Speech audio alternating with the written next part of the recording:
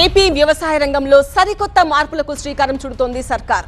నెల్లూరులో సక్సెస్ఫుల్ గా నడుస్తున్న ఛాంపియన్ ఫార్మర్స్ పాలసీని ఇకపై రాష్ట్ర వ్యాప్తంగా అమలు చేసేందుకు సిద్ధమైంది.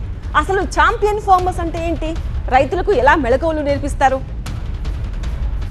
అమరావతి కలెక్టర్ల సదస్సులో ఛాంపియన్ ఫార్మర్స్ బుక్లెట్ విడుదల చేశారు సీఎం చంద్రబాబు. రాష్ట్ర వ్యాప్తంగా అమలుకు ప్రభుత్వం మార్గదర్శకాలు విడుదల చేసింది. రైతులకు అదనపు ఆదాయం వచ్చేలా ఛాంపియన్ ఫార్మర్స్ పాలసీ అమలు చేసి అందరికీ ఆదర్శంగా నిలిచారు నెల్లూరు కలెక్టర్ హిమాంశు శుక్లా. ఆయన రూపొందించి జిల్లాలో అమలు చేసిన విధానాలు రాష్ట్రమంతా అమలు చేయాలని సీఎం చంద్రబాబు ఆదేశించారు. ఛాంపియన్ ఫార్మర్స్ పాలసీలో 10 కీలక అంశాలున్నాయి. పంటల మార్పిడి, వ్యవసాయ యంత్రీకరణ, రసాయనాలు, సాగు ఖర్చు తగ్గించడం, తక్కువ ఖర్చుతో ఎక్కువ దిగుబడి సాధించడమే ఛాంపియన్ ఫార్మర్స్ పాలసీ యొక్క ప్రధాన ఉద్దేశం. రైతుల భూముల్లో ఒకే పంట వేయకుండా పంటలు మార్చడం, జీవామృతం, మల్చింగ్ లాంటి పద్ధతుల్లో రసాయనాలు తగ్గించడం ఈ పాలసీలో అవలంబిస్తారు. ట్రాక్టర్, పవర్ వీడర్, స్ప్రేయర్లు, డ్రోన్లు వినియోగించేలా చేయడం, డ్రిప్ స్ప్రింకర్లు వాడడం, భూ పరీక్షలు, విత్తన మార్పిడులపై రైతులకు శిక్షణ ఇస్తారు. అలాగే డిజిటల్ వ్యవసాయం, మార్కెటింగ్ పద్ధతులు నేర్పించడం, రైతుల సమావేశాలు, అవగాహన కార్యక్రమాలు, సంప్రదాయ పంటలు, ఉద్యాన, మత్స్య, పశుసంవర్ధక రంగాల్లోనూ రైతులకు శిక్షణ అందిస్తారు. నెల్లూరు జిల్లాలో 727 గ్రామాల్లో గ్రామానికి ఒకరు చొప్పున 727 మంది రైతులను ఛాంపియన్ ఫార్మర్స్ గా ఎంపిక చేశారు. వారికి ఆధునిక వ్యవసాయ పద్ధతులను నేర్పడం, ప్రభుత్వ సబ్సిడీలు వినియోగించుకునేలా